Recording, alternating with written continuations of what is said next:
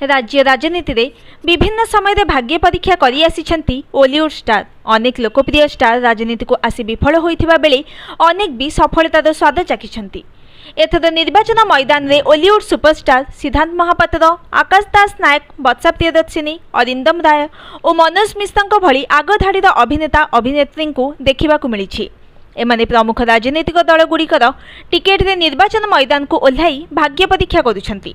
Superstar सिद्धांत महापात्र पूर्व 2 थर बीजेडी टिकेट रे लोकसभा को निर्वाचित होइथिबा बेले एथर बीजेपी टिकेट रे गंजाम जिल्लार दिगपहंडी विधानसभा आसन निर्वाचन लढुछंती। एही आसन पूर्वतन बाचस्पति बीजेडीर स्वर्गत सूर्यनारायण पात्रंकर आसन थिला।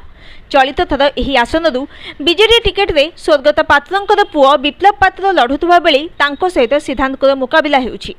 सेहीपरि अभिनेता आकाश दास नायक पूर्व बीजेडी टिकेट रे विधानसभा को निर्वाचित होइथिबा बेले एथर दल